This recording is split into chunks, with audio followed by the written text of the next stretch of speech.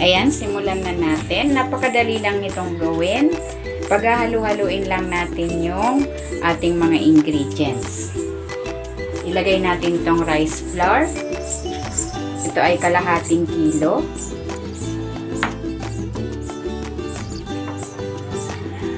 White sugar.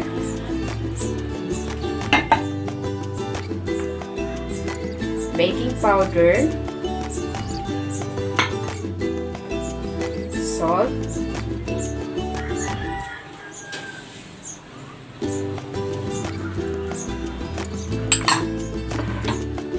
Ayan, haluin natin.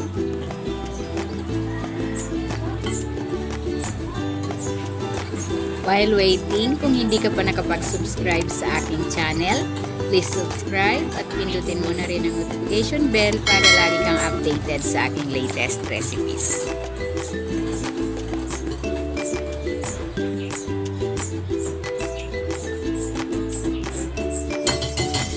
Ayan, and then, ilagay natin tong gata.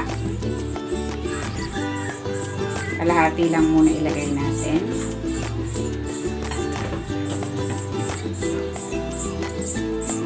And then, haluin natin.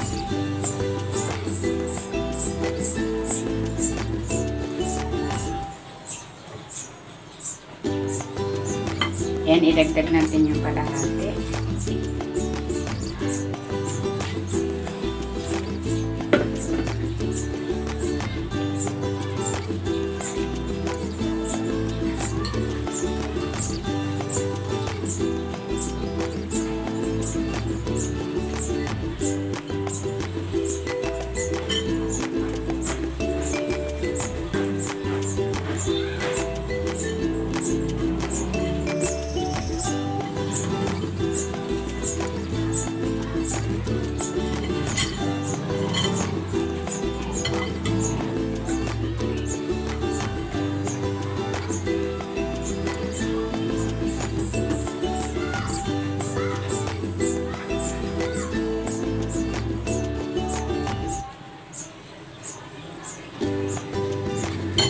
Ayan, para siguradong walang buo-buo, sasalain natin ang ating mixture.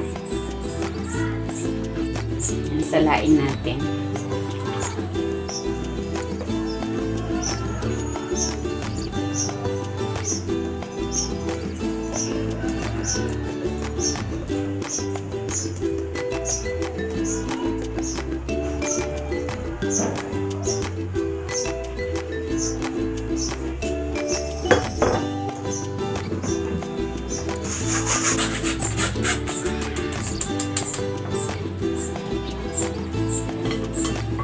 Ayan, i-rest muna natin ang ating mixture for 1 hour. And then, saka natin ito ilalagay sa ating molder. Ayan, after an hour, ito na yung ating mixture.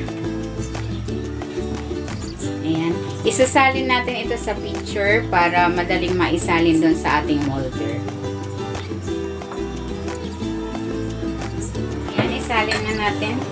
By the way, itong size ng ating molder is 4 inches. Ayan, nilagyan ko siya ng liner na dahon ng saging. Ayan, maglagay na tayo ng mixture.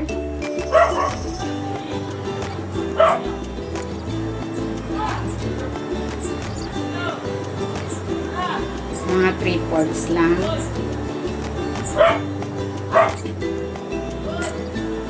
Nagpakulo na pala ako ng tubig sa ating steamer.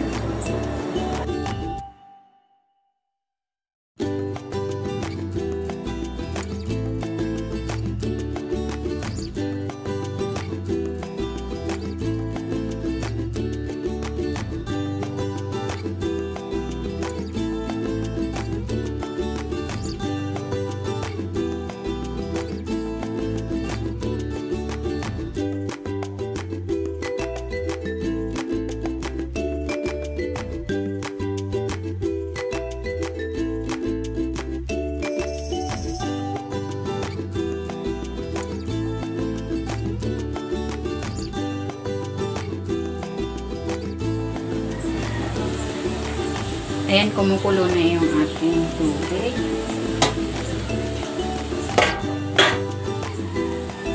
Ilagay na natin. Ayan, takpan natin. I-steam natin ito for 20 minutes over medium to high heat.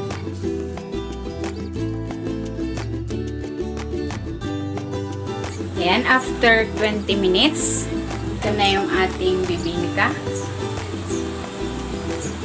Ayan. Panguyin na natin.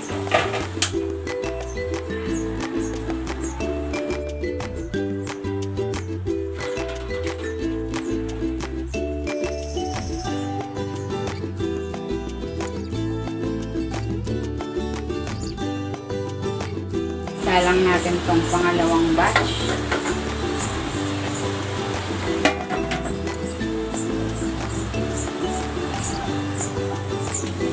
Ayan, ito na yung ating last batch. Ayan. Bukang-buka yung ating bibingka. Hanguin na natin.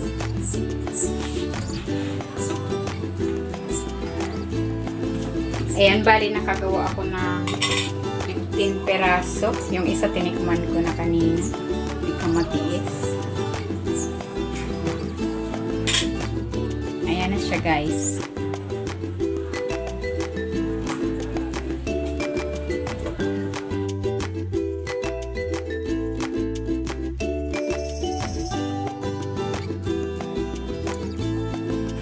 Tikman na natin.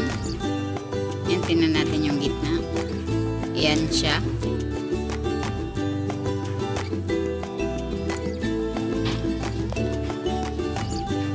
Lambot.